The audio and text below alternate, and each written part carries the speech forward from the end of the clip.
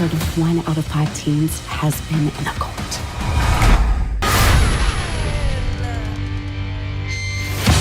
Is there any chance that some of the phrases we're using were authentic satanic verses? We got them from the public library, not a book bound in human flesh.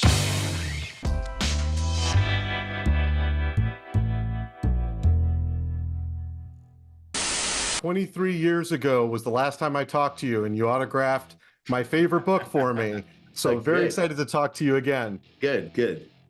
So you've done so many fantastic roles over the years, and coming into this, I was expecting this to be, Bruce Campbell playing the typical Bruce Campbell role, but this is very different. It feels like you're coming into this, you're playing the cop, you're not playing it necessarily for laughs, you're not playing it for a shtick, but it's such a great role. What did you think coming into this performance?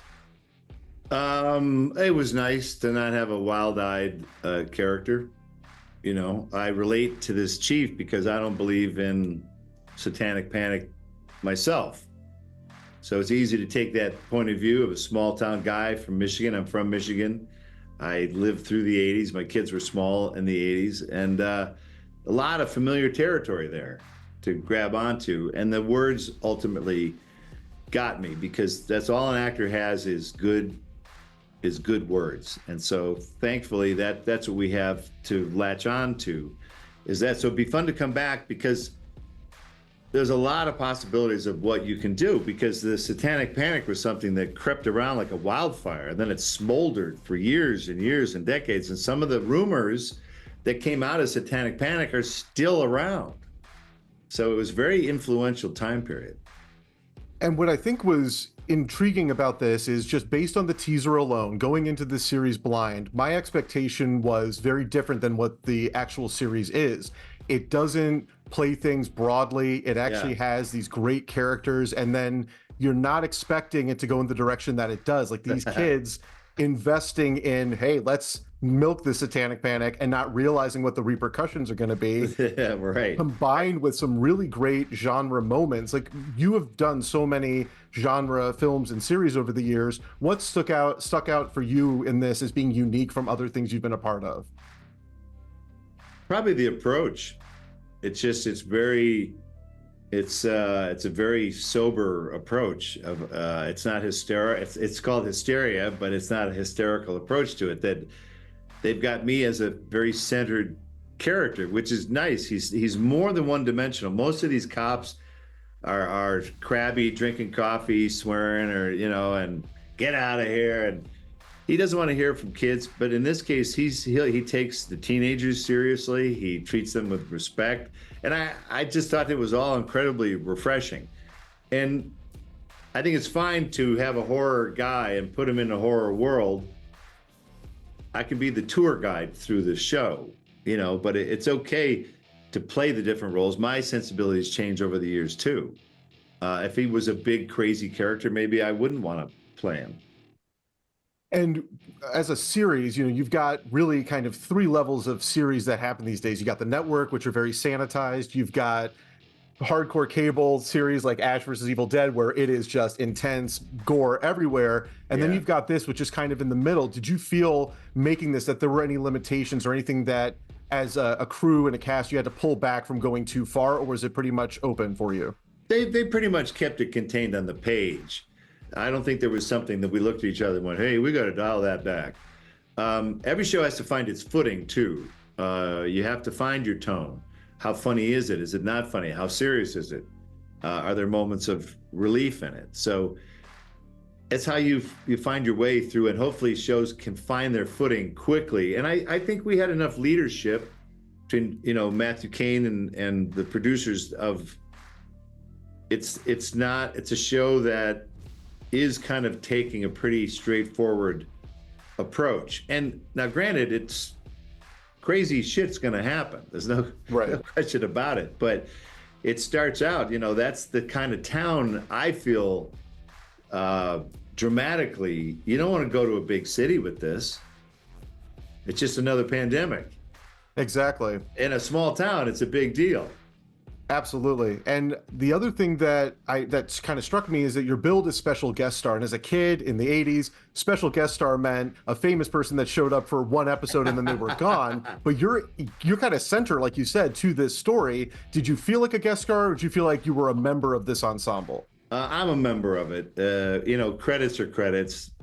Credits wind up being weird for all kinds of different legal reasons. So I don't actually care what they call me. I know I'm in it to win it on the show, and I'm part of the solution, not part of the problem, that's what I'm interested in. Awesome. Well, you're fantastic in the show. Great to talk to you again, and can't wait for everybody to check out the series. Yeah, me too. Thank you. All hail the Prince of Darkness! All hail the Lord of Terror! I think there's something evil here. The greatest trick the devil played was convincing the world that he didn't exist. Anna, you're awesome in everything, and you're so good in this because this character in so many other series is relegated to being the crazy background character who comes in spouting hysteria and then just serves to kind of like facilitate the story. But there's so much development for this character and so much we learn along the way. My question for you is, did you kind of come into this creating it on its own, or did you take inspiration from any of those similar characters from the past? Oh, so you're meaning like from Sarah Newland and True Blood, maybe, that I played Or her? even maybe from other films like, the mom from Carrie, or Oh, of the course, of Marcia course. Gay Harden in The Mist, something like that. Yes, yes. So, I mean, I read the pilot script. That's kind of all I got for the whole series before I signed on. So I talked to Matthew Scott Kane, the creator and showrunner, and he said, Tracy is going to have a really incredible arc. And I've played villains, quote unquote villains, before, and you never really get to go back in time and see what made them and created them, and to see why they are the way they are today. So episode 5, I think, is such a gift because you get to see who Tracy really is inside, and she's created this protective armor, and she's clung to religion as a form of survival, actually, and she's carrying a lot of shame about who she truly is inside. So it was just really an exciting character to get to play, who's got such inner conflict going on already. And then on top of it, you add the conflict of just the storyline and trying to protect her daughter at all costs. There's just so much going on in Tracy that for an actor to play, it was just very, very, very exciting. So of course I thought about the mom and Carrie because I love that movie, and she's very highly religious as well. So, obviously those things kind of all come into play when you've seen movies in the 80s, and then also like I got to play a very religious woman in True Blood once. So all of these things kind of prepared me, I think, to step into the shoes of Tracy Whitehead. Awesome. And Nikki, for you, this character has so much that happens over the course of this series. And it starts out in one place and it kind of transforms, and you're kind of drawn through your character's mother's path along the way. Where did you find the most challenging aspect of playing Faith? The most challenging, first of all, I love playing challenging characters. I love to step out of my comfort zone. So this really was had so much room to explore. The most challenging aspect, I mean, honestly, I think the most challenging was some of the physical stuff, having to film that. I think a lot of things flowed very naturally, honestly, despite so many difficult, traumatic situations that Faith goes through. When you're working with such amazing actors like Anna, that really helped craft that relationship. And she's amazing, but getting on camera, she's scary. So I think, honestly, while that may be a challenging thing to kind of maybe try to develop on your own or rehearse at home, it flowed very naturally on set, and it wasn't as challenging, I think, for me. Awesome. And Anna, for you, the wigs, the clothes, like the bows themselves are almost a character of their own.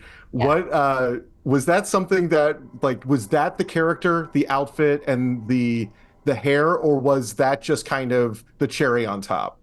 I think that was one informs the other, right? Like it's definitely felt like the icing on the cake of the human that I had created and worked on when I was at home, rehearsing and thinking about who she was. But it's such a gift when you get to go into a hair and makeup trailer and the wig gets put on, and all of a sudden, like, it all clicks in this way of like, I look in the mirror and I don't see Anna anymore, and it helps me when you get on a set and there's so many people in your face and you have people with lights adjusting and screaming at you, moving microphones and touching your wardrobe, to have this this sort of safety in this place that you can go. Because it's like I felt like when I put on the clothes and the wardrobe, I was someone different. And so it really grounded me in this way and kept me very present. And speaking of being present, like, Nikki is so present on set as a scene partner that, like, it really, like, I was just thinking about her question about being challenged. Everything just felt so natural and easy and organic when we were working together. And when I look at her and she's in her 80s hair and makeup too, and her little vest or whatever it may be, you kind of just like are in the world, and it just kind of happens. And it was just really exciting. So all of that stuff was a gift on top of the incredible writing that we got to say those words. Yeah. Awesome. Well, you're both fantastic in the series. Episode 6, the two of you are the highlight. It's my favorite episode of the series. Thank you so much for your time today. Thank you. Thank you so much. Rock tradition. The devil has always had the best tunes. People are scared. You want to exploit that? We are a heavy metal band. Let's be Satanists. Ooh. Love the show, and I mean this as an absolute compliment. You three give off total Harry Potter vibes as a crew. Like the camaraderie, the friendship, it is that same kind of chemistry from those films. And because I got to start with you, this character could have been one of those jokey sidekick kind of characters, but there's so many great moments that you have in this series. Is there any one particular that stands out for you? I gotta like skate on ice without giving out too much information, but I think in the 7th episode there's a conversation that's had with another character that I really think audiences are going to like, because it gives a little more insight to just Spud's psyche. That's what I'm really excited for people to see. But anything I've done so far in the season, like, it was as fun as it was like, okay, I have to lock in and try and do this to the best of my ability. So I can't really pick one, but that's the first one that came to mind. And Chiara, for you, this character could have been just, again, a two-dimensional character. It could have been member of the band, the one that, kicks everybody butt and keeps them in line, that kind of thing. But you have great moments with Faith. There's the great moments with all of the different characters. For you, how did you kind of figure out how to play this character? With tons of guidance and help from the people around me. I think that being able to rely on the community that we created around Hysteria in order to create Jordy and all of the multidimensional characters that we have in this show, which is very lended to, I think, in the writing and the way that Matt Scott Kane pulled this all together. I think there was definitely a fear at first when reading the initial script that Jordy would come off in one way, and it didn't seem like there was there's the potential, obviously, that the complexity is lost in something like this, especially with such a fantastic ensemble cast and so much going on. But using that kind of like deadpan sarcastic humor that Jordy has, and getting to see that she's funny and also witty and dark and twisty and all of the different things, which is kind of all in the writing. I was just very lucky to be able to bring her to life. Awesome. And MJ, this is such a great character, and it starts out at the beginning, from the very first episode, thinking, oh, this is going to be more comedic. There's going to be kind of the jokey elements. They're going to make fun of Dylan. And then by the time we get through I've seen through the 6th episode, that ending of the 6th episode with, the coffin and everything that has to do with that, this character has transformed over the course of 6 episodes. Did you feel that you grew along with this character chapter by chapter as you played it? 100%. First off, I want to thank you on the Harry Potter compliment, though. I'm actually on book 6 right now, so I really appreciate that. I was reading them, but no, I definitely think that his arc was a lot, and I definitely did grow as an actor. Like I really was, in a coffin. You know what I mean? Like I really had to do that. So a lot of this stuff was, it was emotional, and I was very blessed to have these amazing people to help me through it. And for the transformation scene, where outfit wise, where you went from just the average kid and now you've got the collar on and the nail polish, that sequence, did you feel like Dylan was in the wrong outfit, or was he really kind of starting to embrace who he becomes over the course of the series? I think he was trying a bit too hard just to impress a girl. It was definitely funny though. I remember reading that scene and just like being really excited to film it. It was really funny. And their reactions too made it really good. That was the best. That scene was just fantastic. And Chiara, for you with the scene, the concert in that first episode where you've got all the makeup and the outfits on, is it just exhausting wearing all of that makeup when you're under the lights and having to deal with all that? You have no idea. It was warm, and I did get tired of it at times, but I think that being able to create Jordy's look, which was so specific and so unique, and also the looks of the boys as well, while we were all kind of working together to create these humans, being able to stand there in kind of the full makeup, the full outfit, the entire garb, and it like further brought to life the show and told such a story about what we were trying to do. And I think that there were a lot of conversations between the incredible department heads that we had working on this production in terms of what we wanted these looks to look like. And there was, should we pull it back? Is it too much? Is it too aggressive? And I think the fact that we committed and Jordy and these boys are fully going for it, and the first time we see her in her performance look, it is an entire bearded lady look with kind of a callback to oh my god, why can't I think of his name right now? Who's the musical artist who does the we based the makeup off of him. Like Kiss? It's not Gene Simmons. It's what? It's not Gene Simmons. That's who we jokes. Remember? No, it doesn't matter. But but we were kind of basing it off of something that was really real, and a lot of people within the metal community are committing to that look and that appearance, and we definitely didn't want to, go shy of all the way. So. And she also almost broke the stage too. Like she was jumping so hard, they actually had to put concrete blocks under the stage to help it. For you as well. Wow. For you as well. There was a lot. Of us. We got to put on a concert. We had to commit to it. Well, speaking of concerts, Kezii, how much of the drumming did you actually do? All of it. I did all of it. Really? Well, I'm gonna preface by saying this. I have been around drums before. I mostly had played other instruments, but I've been around drums. But I had to learn heavy metal drumming, which is like a whole different shindig than regular drumming. But yeah, I did it all. They would like have the songs playing on really loud speakers, and I would just play along to it. And I'd like apologize to the crew. I'd like give a disclaimer. I'm like, guys, it's about to be really loud, so I do apologize. But that was like an everyday situation that I tried to alleviate, but I was playing the drums. I couldn't do much. Awesome. Well, thank you so much for your time today. All three of you are fantastic. The series absolutely gives me Stranger Things vibes. It's going to be a hit. Can't wait for everybody to check it out. Way better. Thank you all. Thanks, Alex. So the question I have for the two of you is, where did this come from? Because based on your past work, this was not what I expected it to be. The teaser trailer, I'm thinking, okay, it's going to be a Satanic Panic comedy, but this is so much more than that. So Matthew, you're saying my past work. So I think it's important to point out that when I joined the project, Matt had already written the pilot script. So this really, I was lucky enough to come on board and work with Matt to create the show, but it really starts with him. So I'll throw it to him to answer that question. Well, David, I believe what he meant was my past work of making coffee for It's Always Sunny in Philadelphia. I right, Alex? That's what you're talking about. That's so.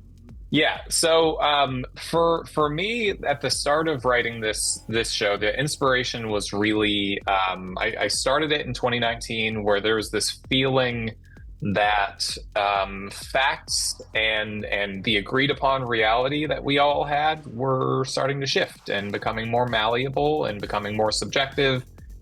That freaked me out, so I kind of looked back to a time in history where it was also happening, and lo and behold, the Satanic Panic, that's essentially the entire run of that, is that reality was just shifting beneath people's feet, and people's understanding of what was happening around them was changing rapidly. So essentially I wanted to go into that playground, which is a very fun one to be in, to talk about things that may or may not be still going on today. And while you're there, look in some of the corners that maybe the other 80s throwback things haven't been looking into. The hair metal stuff, the video nasty stuff, even some of the John Hughes stuff that feels like maybe it's getting looked over, and take all of that and put together this super cool, pop horror thriller teen drama comedy, which we have. And I love that about this show. And David, from the past work you've done, The Orville is a prime example of a series that everybody expected it to be a comedy like Family Guy, right, but it tells those classic Star Trek style stories through that lens. Right. Was that something you felt drawn to here, where you can still make, like, the 5-pointed star on fire is one of the funniest little moments, and then he's selling the shirts 2 for $10, like those kinds of jokes? Is that kind of what appealed to you as part of this? I mean, yeah, and again, that was in Matt's script, and one of my favorite jokes in his pilot script is the 6-pointed burning star.